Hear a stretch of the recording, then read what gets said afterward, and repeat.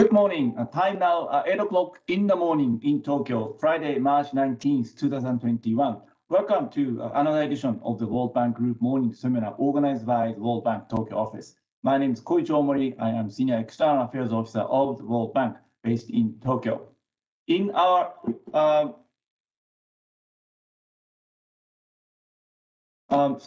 In our morning seminar series, we try to introduce the latest report by the World Bank Group, featuring the authors and contributors of such report as our featured speakers. We call these seminar as a morning seminar because typically we start at 8 o'clock in the morning in Japan Standard Time. We have been organizing these morning seminars almost every week in the last 3 years, and since April last year in the work from home format. This morning, we are featuring the latest report titled The Innovation Imperative for Developing East Asia, which was released on February 23rd, 1 month ago. We have two speakers connecting from Washington. They are two of the co-authors of the Innovation Imperative report.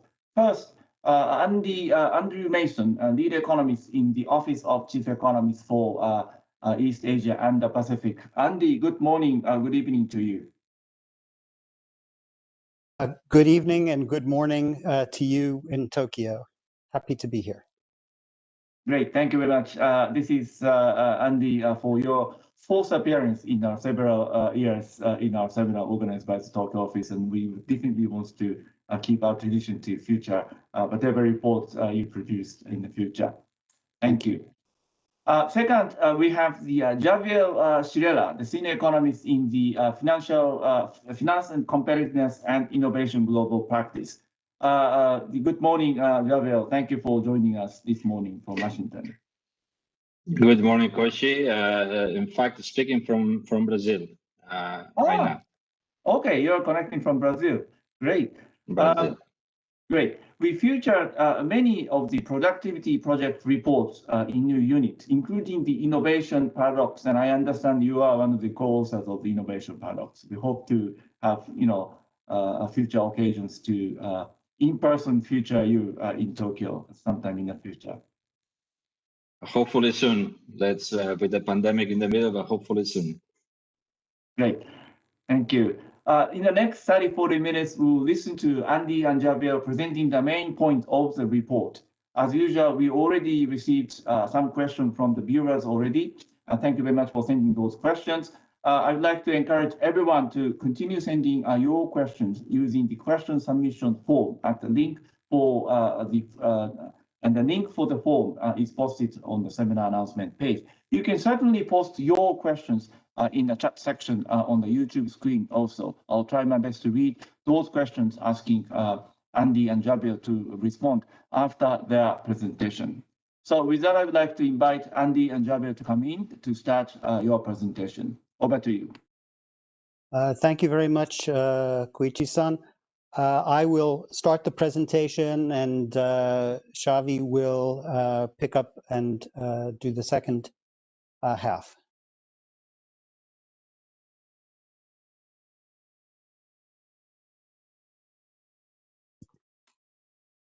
Okay, can you see my screen okay? Yes, we can see your screen. Thank you. Okay, perfect. Thank you very much again, Koichi-san. Thank you to everybody who's joining here today. It's really a pleasure for us to be able to share with you the findings of our new regional report, The Innovation Imperative for Developing East Asia. As Koichi said, the report is the result of a collaboration between the Office of the Chief Economist in East Asia and Pacific and the Finance, Competitiveness and Innovation Global Practice of the World Bank. This is actually a team effort, this report. There were 6 of us on the author team, as well as a number of colleagues and non-World Bank experts who contributed to this report. But today you'll get to hear from 2 of us, 2 of the co-authors, myself and Xavier Serrera will be presenting the key findings. Let me start by giving you an overview of the key messages of the report. The economic success of the countries in developing East Asia is now well known. Rapid and sustained growth have helped to lift hundreds of millions of people out of poverty and into economic security.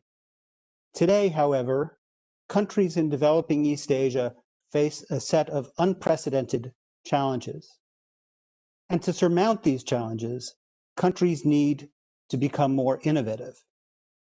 Yet firm innovation capabilities are often low, and countries' innovations policies and institutions are not well aligned with firms' capacities and needs. Spurring innovation will thus require policymakers to, first, reorient innovation policies to better match firms' capabilities and needs. Second, strengthen complementary factors, including workers' skills and innovation finance.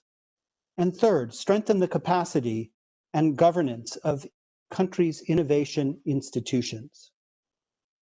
So now, those are the key messages, but let's unpack this a bit. Most of developing East Asia has relied on an outward-oriented, labor-intensive growth model, which has served it well. But that model is now under stress from a number of factors. Productivity growth has declined since the global financial crisis. Uncertainties in global trade and rapid technological change are raising questions about whether the region's development model can continue to deliver strong growth and poverty reduction. Climate change is creating increased vulnerability. And over the last year, the COVID-19 pandemic has further highlighted the need for new and better ways of production and organizing the economy. Successfully surmounting these challenges is going to require more innovation to raise productivity, to increase international competitiveness, to keep pace with rapidly changing production technologies, to produce in ways that are cleaner and more environmentally sustainable, and ways that are more flexible and resilient to shocks. Before getting into the data, I'd like to highlight that the report adopts a broad definition of innovation. Innovation refers to significantly improved products and processes brought to market or into the firm. This includes invention, developments that push the technological frontier, but also the diffusion and adoption of existing technologies and practices. Policymakers and the media have often focused on invention, but as we will discuss, diffusion and adoption are important. First, because they pay off with higher productivity, and second, because these forms of innovation are better aligned with firms' capabilities, which, as we will see, is important for innovation policy. A large body of empirical literature links innovation to higher firm productivity in both high-income countries and emerging economies. Analysis of World Bank enterprise surveys carried out for this report reaffirms the relationship between innovation and productivity, specifically for developing East Asian countries. The important point highlighted in this slide is that innovation, defined as diffusion and adoption of new technologies, pays off in terms of higher productivity. Analyzing data from a new firm-level technology adoption survey for Vietnam, we find that greater technology adoption is associated with higher firm-level productivity. Specifically, firms that use more sophisticated technologies for general business functions, such as human resource management, supply chain management, and sales, and firms that use those technologies more intensively have higher value added per worker. Now, many of you may know that developing East Asia is home to several high-profile innovative companies, some of whom have become household names in the region. This includes firms working in e-commerce, ride-hailing, fintech, among other things. And some of these companies have gotten quite a bit of media coverage. On that basis, one might think that the region is ahead of the curve with respect to innovation. But if we look systematically at the data, we see that most countries in the region still face important challenges with respect to innovation. For example, most countries in the region perform below predicted levels relative to their per capita incomes on key indicators of innovation, of invention, such as spending on research and development and on patents. These graphs show countries from around the world, and the countries for developing East Asia are shown in the light blue dots. And what you can see from these graphs is that the majority of developing East Asian countries fall below the regression line. The exception is China, who in both cases fall well above the line. This is true not only for invention, but key indicators of diffusion paint a similar picture. This can be seen clearly in the left panel, which shows the share of firms with international certification, an indicator that reflects technological upgrading and is closely linked to access to foreign markets. Again, you can see the light blue dots clustered below the regression line. And again, China is the exception. Data on firm licensing of foreign technologies, that's in the right panel, is more mixed. Still, half of the countries in the region fall below their predicted values based on their per capita incomes. In addition, countries in developing East Asia are falling behind OECD countries in terms of the intensity of use of new technologies. This can be seen analyzing an extended series of data on technology adoption going back to the late 1700s. The left panel here focuses on initial adoption of technologies. The right panel captures the intensity of use of those technologies. On the left side, we can see the lag in initial technology adoption between OECD countries, the blue line, and developing East Asian countries, the orange line. The narrowing of the distance between the two lines indicates that the time lag between developing East Asia and the OECD in adopting new technologies has been shrinking over time. In contrast, the right panel shows that the gap in the intensity of use of new technologies between the OECD and developing East Asia has been growing. This can be seen by the increasing distance between the orange and the blue lines over time. This graph highlights that following initial adoption, new technologies are not diffusing as quickly or as deeply as they need to be in developing East Asia. Indeed, most firms in the region are still far from the technological frontier. This slide, again based on data from the Firm Technology Adoption Survey for Vietnam, shows the share of firms using different fabrication technologies in manufacturing. The level of sophistication of the technologies increases as you move from the bottom to the top of the figure.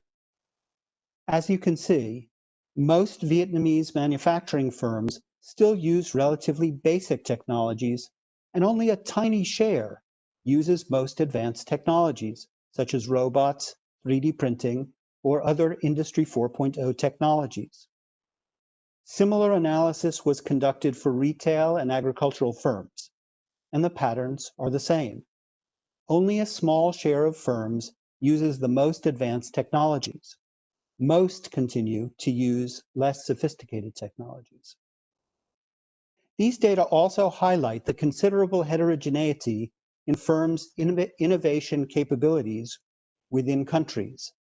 Only a small share operating at the cutting edge, and the majority having much lower innovation capabilities. Indeed, there is considerable heterogeneity in firm technology use, both across countries and both across firms and within firms. This can be seen in the radar diagram shown in this slide, which compares the sophistication of technology use in a typical large firm and a typical medium-sized firm operating in the food processing sector in Vietnam. The diagram shows the level of sophistication of technology use for several general business functions in the top row, and for several sector-specific business functions in the bottom row. technology used by the large firm is showed by the blue lines, while technology used by the medium-sized firm is shown by the orange lines. When a line is close to the center of the diagram, the firm is using a relatively simple technology. When the line is near the outside of the radar diagram, the firm is using a more sophisticated technology. So what do we see from the diagram? First, we can see that two firms in the same sector can use very different technologies for the same business function. This can be seen, for example, with respect to technologies used for business administration. As can be seen in the upper left diagram, the large firm is using a very sophisticated technology, while the medium firm is using a very basic technology. Second, we can see that technological sophistication can differ significantly even within the very same firm. As you can see from the bottom right diagram, the large firm is using a rather sophisticated technology for food storage, but a much more basic technology for input testing. Heterogeneity across firms can also be seen with respect to research and development, where data show that only a small share of firms actively engages in R&D. This can be seen on the left side of the figure, which shows the distribution of R&D spending for selected countries in the region. Israel is included in the figure for the purpose of benchmarking. As you can see, most firms do not do any R&D whatsoever. The graph on the right side of the slide expands the section of the distribution inside the red circle, that is, the firms that do engage in R&D. What you can see here is that only China comes close to the level of firm R&D seen in Israel, with firms in other countries somewhat behind.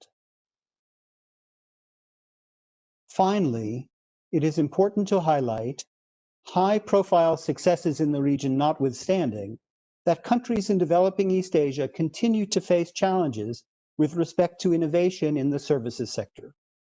This can be seen in the left panel, which showed data on mobile app creation.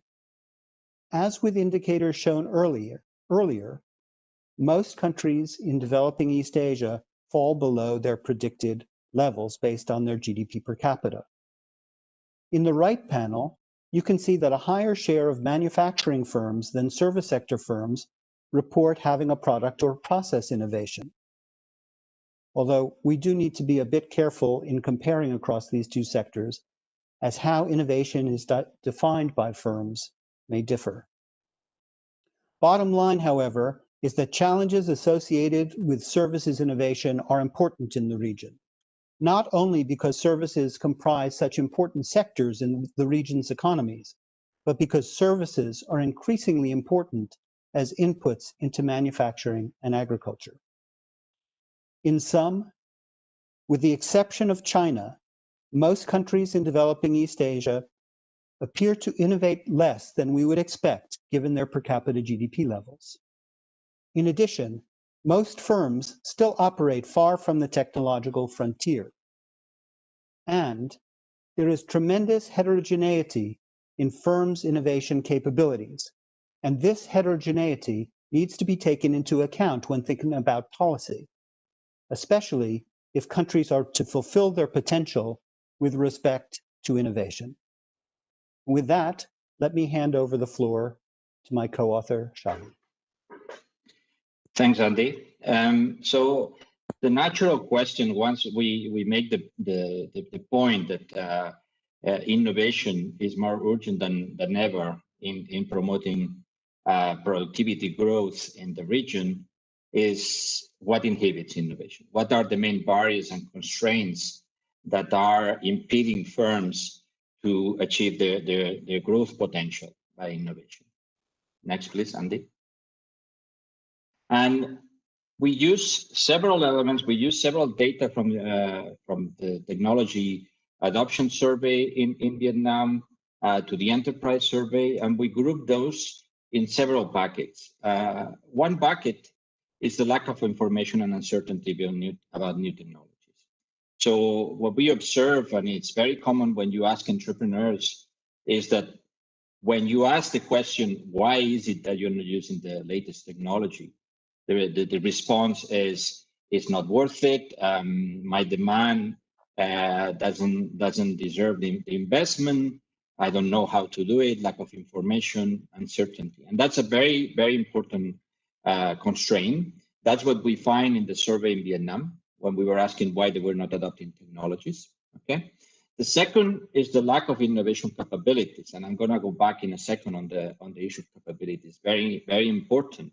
It's not necessarily the case that businesses have the capabilities from management to skills to use new and more sophisticated technologies, okay?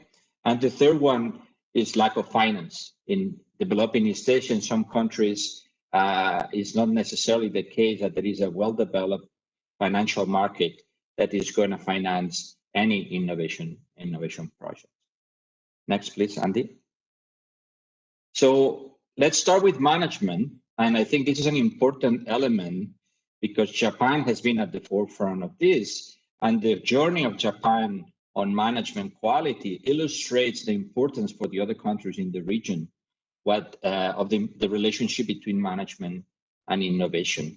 Here we have on the left-hand side is the correlation between GDP per capita and the average management quality index of the World Management Survey developed by Nick Bloom and John Van Reenen. And what you observe is that there is still, even if they are not, the countries in the region are not really underperforming, what you have is that they still have a way to go in order to improve management quality, okay? And this need for management quality upgrading, as you can see in the right-hand side, when it's comparing China, Myanmar, and Vietnam with the United States, it's not only for poor managed firms on the left tail, but it's even in some cases larger for the good managed firms in this country. So there is still a huge distance with the managerial frontier. And that is an essential element for innovation, as we show in the other work that Koji mentioned on the innovation paradox. Next, please, Andy. This lack of capabilities from the management, from the entrepreneur, is not only on the management quality, it's also on the scarcity sometimes or inadequacy of having a skilled workers. This is this is data from the enterprise survey, where we ask to the companies what are the main skills constraints and to innovators and non-innovators. Okay, and of course you have the foreign language in the case of Malaysia, but then you have all sorts of gaps in skills from management and leadership, interpersonal communication skills that are also important for innovation. So you observe that more than 50% of the firms, they are telling you that, okay, we don't have enough skills or the adequate skills to implement innovation projects. Next, Andy, please. So this is what I discussed so far. Is more related to some of the barriers that firms face when trying to implement innovation projects. But let's not forget that the businesses are not the only actor in the national innovation system, and that governments and public research institutions play a very important role. Okay, and what we observe is that very often these policies and institutions are not fit for purpose or not ideal to support innovation. The first point that we describe in the book is that policies are not aligned with the firm capabilities and needs. Okay, so in other words, what you have is that countries may be copying other designs from other countries or thinking about innovation with the distinction that Andy brought before in terms of invention, focusing primarily on invention, but they are not aligned to support these capabilities needs to work on improving the management, improving the skills of innovations, and a more gradual development of innovation. The second important point is that the capacity to design and implement policies is often weak. Yeah, and we describe this quite extensively in the innovation paradox as the innovation policy dilemma, where what you observe is that many countries and in the region, there where the capabilities to innovate are low, you also have that the capabilities to implement and design policies is very weak. Okay, so you have a situation where you want to address innovation problems, but both businesses and the public sector and the institutions have very, very low capabilities to push this innovation. Then the third element that we observe is the need of coordination across agencies. Okay, we perform or implement some public expenditure reviews in a few countries. In Malaysia, which is undergoing. We implemented in Indonesia. It's also almost finished, but especially in Vietnam and the Philippines. And what we observe is strong fragmentation, competition for resources, and lack of coordination. Every agency is looking for a specific niche, sometimes with overlap programs, and this coordination needs to be enhanced. Okay, so the last element where we spend quite a bit of time in the report is on the links between national research institutions and industry, right? And what we observe is that the incentives, even if we document a significant improvement in some of the governance of the system, is still the incentives are still not there for a fruitful collaboration between research and industry, okay? And with this lack of flow from the research to the industry, the impact of these public research organizations remain still well from their potential. Next, Andy, please. So at the end of the book, we move a little bit to provide some direction. So we show the imperative, how the imperative for innovation is more important than ever. We show what are some of the main impediments, and then in the last part, in the last chapter, we focus on the policies to address these issues. So the first element that we think is very important is this need to reorient the policy objectives in a more graduated manner. Okay, and what do I mean for this? First, you need to address the main constraints to innovation that we discussed, but also acknowledging that firms are very heterogeneous in their capabilities. Okay. Second, and very important, you need to remove the biases against the diffusion of existing technologies. Many of the countries in the region are looking at technology in the all way of looking at it, from research, pushing these technologies to companies, okay, but not trying to support the diffusion of existing technologies that may be coming from the outside, okay? And a third important element in this reorientation of policy objectives is acknowledge the role of services a little bit more. Services are critical for Industry 4.0. And what we observe in the different public expenditure reviews, policy effectiveness reviews, is that you have a bias against services firms. Most of these programs are oriented to manufacturing firms or agricultural firms. Very few target services firms, which are equally important. In fact, they are more important in terms of employment, but also as complementary to manufacturing firms. The second element is this strengthening of complementary factors. Okay, we need to integrate in the realm of innovation policies more clearly and more integrated and more aligned, improving managerial quality. Management extension is part of technology extension. They are not separate things. We need to improve worker skills and make it more relevant for innovation, for businesses, what they need. And sometimes there is a mismatch. And we need to make sure that financial markets are well developed to finance innovation projects that in some of the countries in the regions they are not. Okay. Next. Finally, very critical, we need to reform innovation institutions. We need to improve their capacity, provide the incentives that they can link to research, from research to industry, and very importantly, improve the governance. We need to introduce more evaluation. We need to introduce better management of these institutions, and in general, better public management practices. Next, please, Andy. All right. So when we get into the details of what sort of the policies, I think a very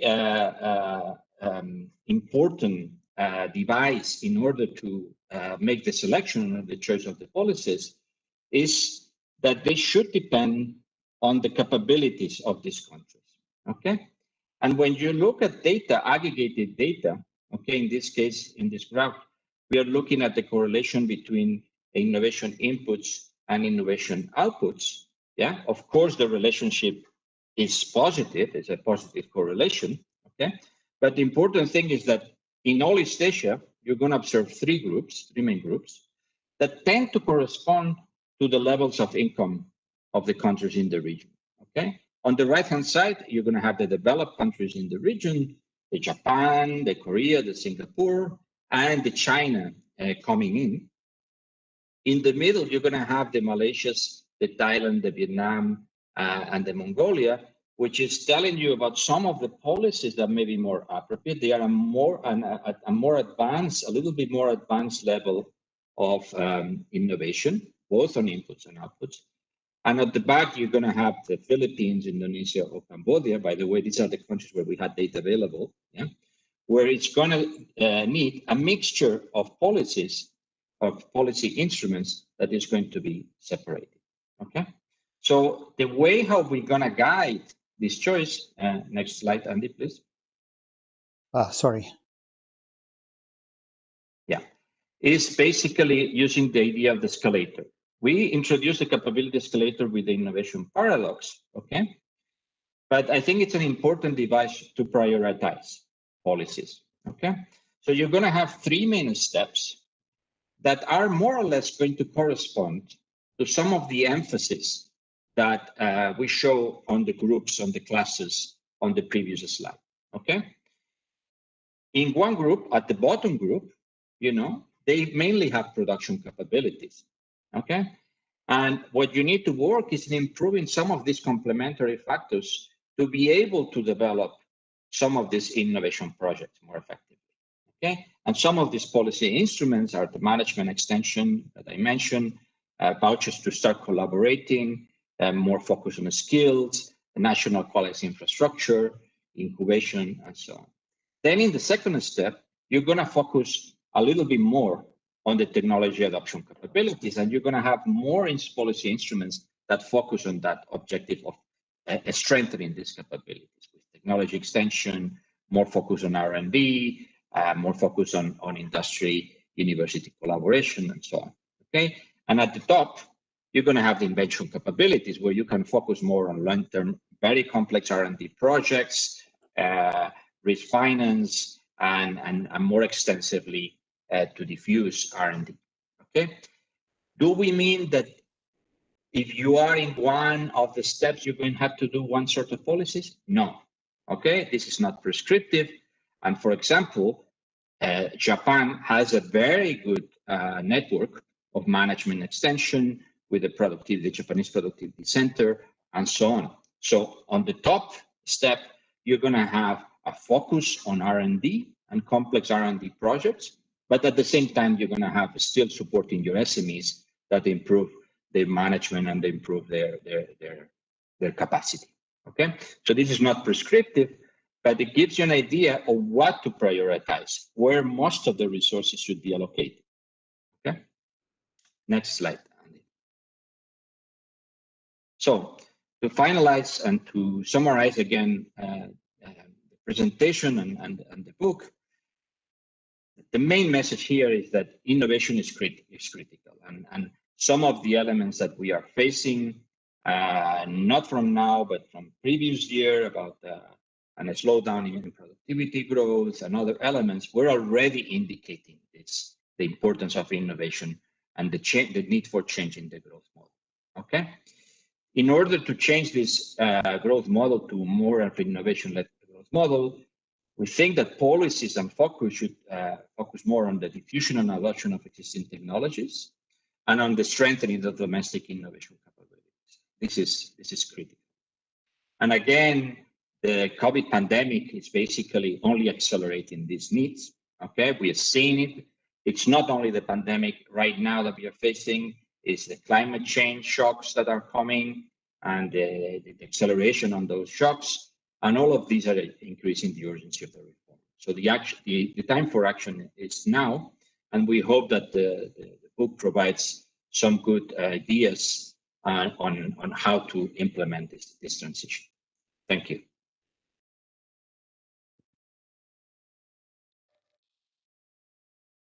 Thank you very much, Andy and Javi, for your presentation. We received several questions in advance from the viewers, and also some questions keeps coming in during your presentation. So let me start with the question that we received previously before the start of the seminar.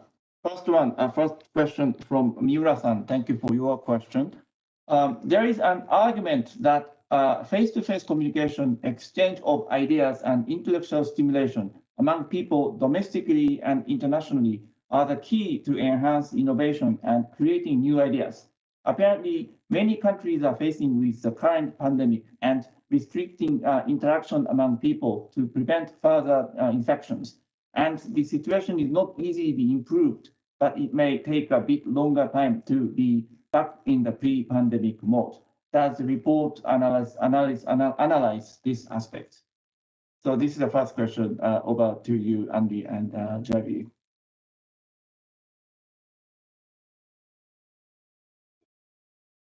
Maybe I'll jump in on this first, and then if Xavi has any additions, he can jump in. I think this point about face-to-face communication and the way that we work with each other and interact and share ideas is a very important point. And the COVID-19 pandemic has by necessity forced us and others, firms, including in developing East Asia, to find other ways to exchange ideas. And we, it's a little bit too early to evaluate the impact ex post. But what we see already from the data, and some of this is presented in the report, is that following the pandemic, firms have increased their adoption of digital technologies, using more platforms, investing in digital communications and digital technology to undertake the business at hand with in the absence of being able to have individual contact.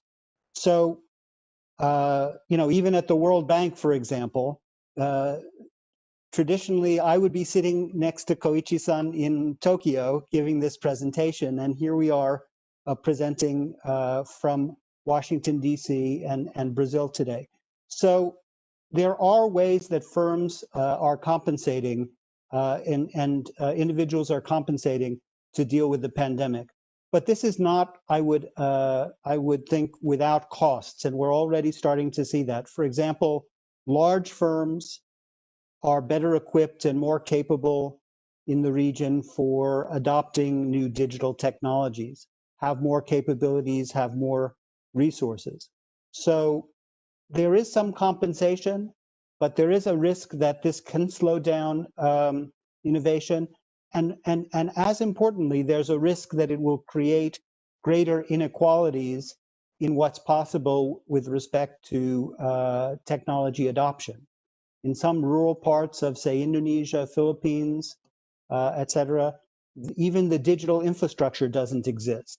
So that means also that the capability to exchange ideas is also truncated by the fact that people can't get together during the pandemic. We're getting better at it. Firms are adapting, but still challenges ahead. Thank you very much. We received two questions from Mori-san in advance. So let me read next two questions all together. First one, please comment on challenges and action required for the smaller countries, notably the Pacific Island, in terms of innovation for development in their countries. That's one. The other one is, how does the World Bank plan to help the government leaders and engage them to realize the importance of reorienting policy objectives and securing necessary financial resources in a budget-constrained environment? Are you having the individual policy dialogue with respective governments, or taking advantage of existing regional cooperation channels such as ASEAN, or trying to set up a new regional platform for stimulating discussion among governments? So Andy and Javi, over to you. Thanks, Koichi. Let me start with this one, and let me start from the end. So we have been engaging with the governments in the region for a while now on with these policy effectiveness reviews of innovation policies. We've done so far, as I was mentioning in the presentation, Vietnam, Philippines, and Malaysia, and also Indonesia. Okay. We have not done something regionally with this report is a regional report. It's trying to push the message more regionally. But this has been a long engagement pre-COVID on trying to focus on this policy reorientation, trying to analyze where are the resources going, if these are the objectives that they should be targeting, and also focusing on the policy capacity. Okay, evaluating the quality of design and implementation of these policies. This has been an ongoing dialogue that is going, I think, to accelerate going forward because of the imperatives of the pandemic. But we think it's critical. No matter how well you can think about where the problem is, you really need to design good policies in order to address them. So yes, we have, and we will continue. And I think it's a very important element of policymaking. And the second question was on the Pacific Islands. And I think what I would say is that the sort of framework that we present for the region, which, by the way, the Pacific Islands are not included in the report, but the sort of framework of the capabilities escalator is relevant for the Pacific Islands. I think what we want to say is they should review the policy instruments that they have and try to ask themselves if it's aligned with the innovation capabilities of the private sector. Okay, it may not make sense, or it does not make sense to do very sophisticated R&D projects in a Pacific island when they have most of the scientists working in New Zealand, for example, yeah, or they don't have capacity of firms to implement R&D projects. So I think the framework that we set up in the book, it's a good starting point for the Pacific Islands to reevaluate their innovation policies.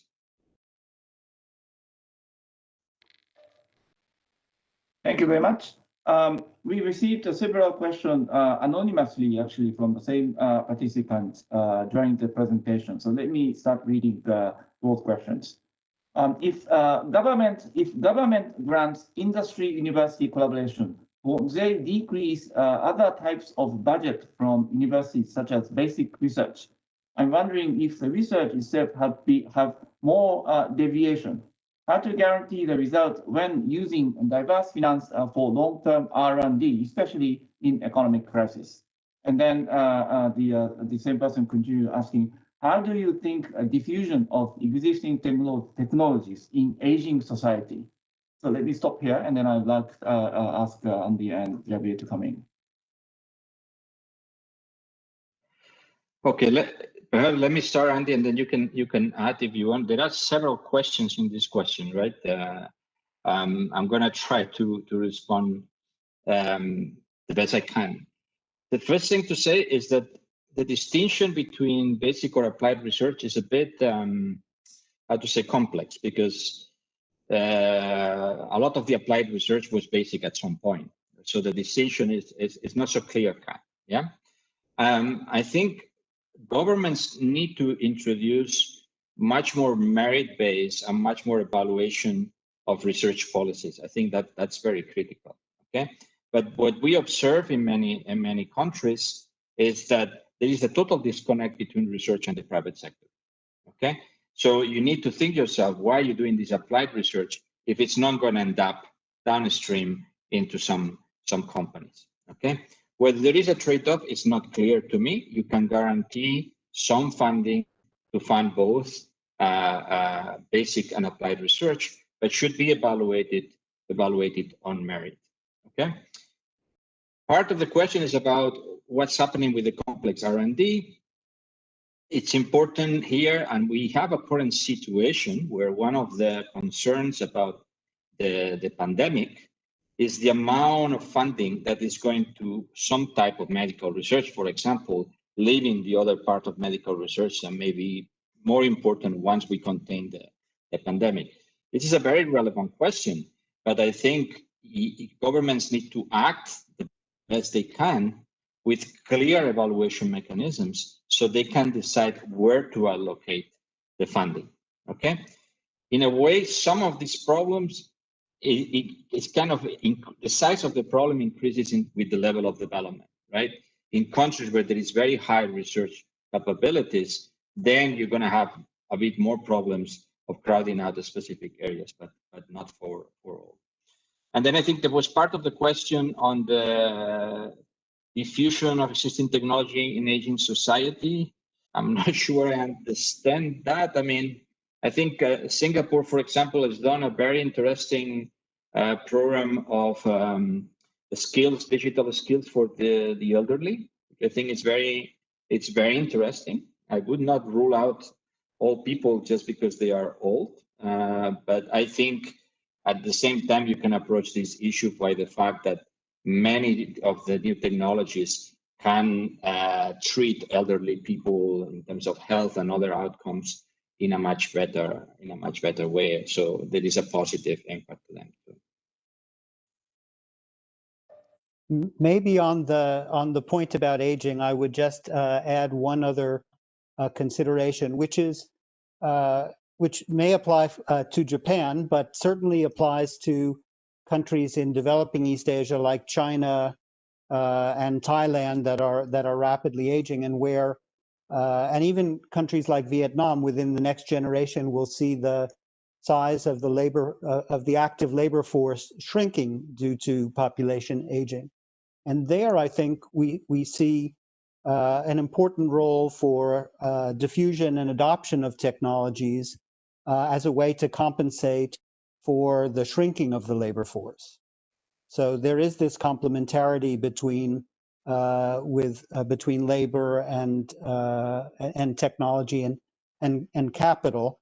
And so labor-saving technologies in aging societies.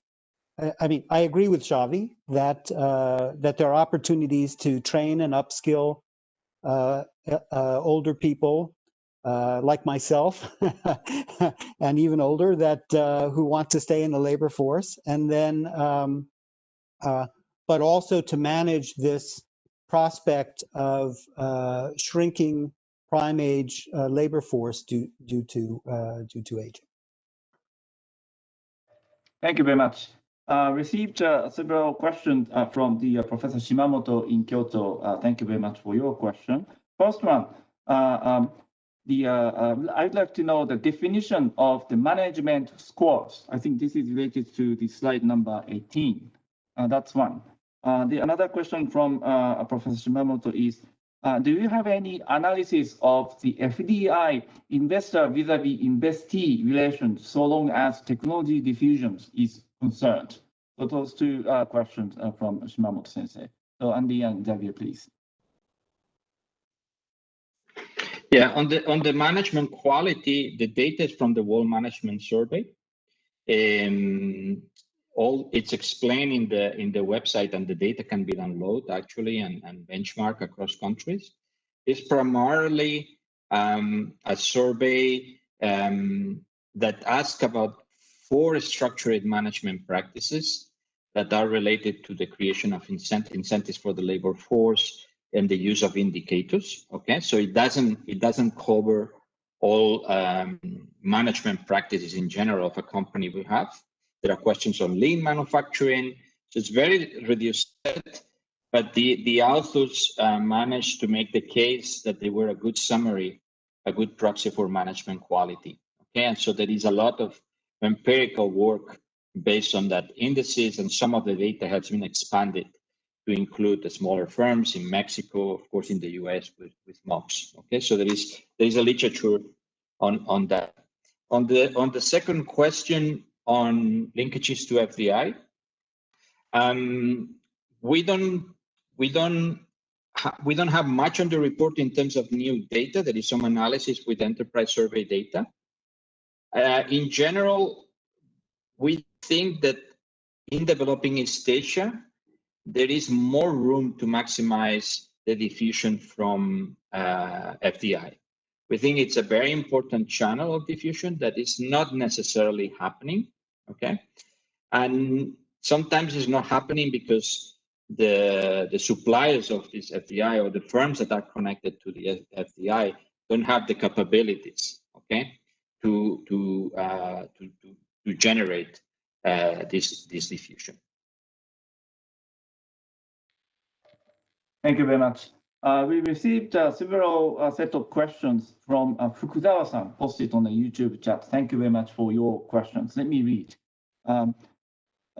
Given large firm heterogeneity, is it feasible for the government to identify and address each firm's challenges? What is the role of FDI in domestic firms' innovation capabilities? Many countries have giant conglomerates, often family-owned and technologically more advanced. Do you expect them to lead innovation effort of domestic firms, or do you expect SME growth mainly? So, it has several questions in it, but I would like to, ask Andy and Javier to come in to respond to Fukuzawa-san's question. Thank you.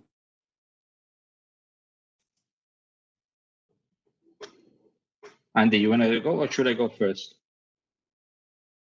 Why don't you go ahead, and then I'll add if there's anything I want to add. Okay. So the government doesn't have to address all the problems that companies have. That's not their role. The role of the government is to address some of the failures, the market failure of the system failures that firms face. First, to have a business environment that is supportive of innovation. Okay.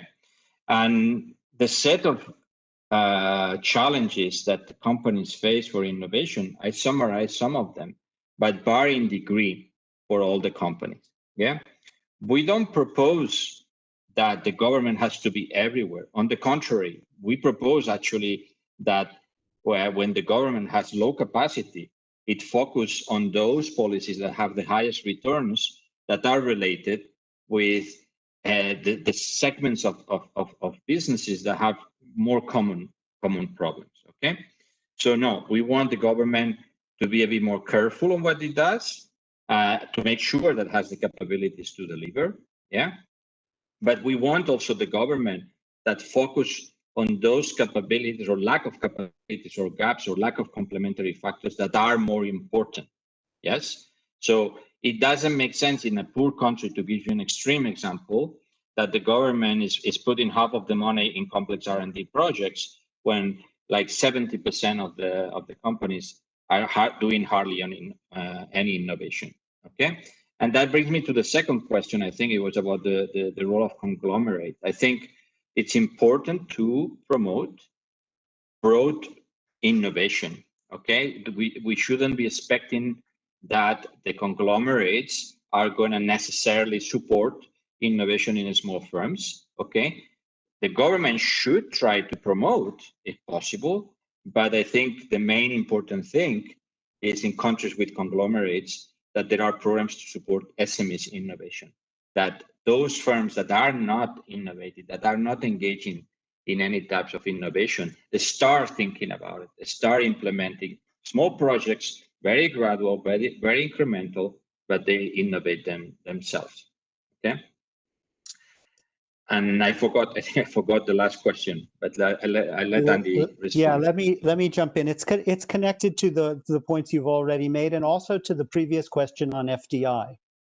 I think if you look at the history of development and actually the East Asian development model in now what's middle income East Asia over the last 40 or 50 years, you see that FDI has played an important role little by little in increasing firms' capabilities and even countries' capabilities to manufacture. So countries, whether it's Thailand, Indonesia, even Vietnam, they may have started, through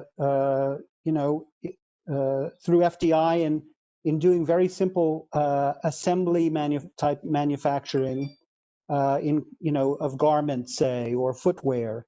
And now, these countries are doing much more complex manufacturing in electronics and automobiles. And so you see a kind of increase in capabilities to absorb and adopt technologies, even in the traditional model. But what I think is an important point of our report, and Xavi was also saying this, is that diffusion of technologies through FDI have really been limited to generally large foreign-linked firms. And that the reason we spend so much time in the report focusing on diffusion and adoption is to promote this kind of a broad-based approach to innovation that Xavi was just talking about. And to do that, really, governments need to create the climate for that, as Xavi was saying, but also reorient to the level of capabilities of firms. And nobody's asked this question yet, but I want to highlight it's not only about the availability of technologies, but this point about skills and capabilities that we presented and that Xavi mentioned a few moments ago.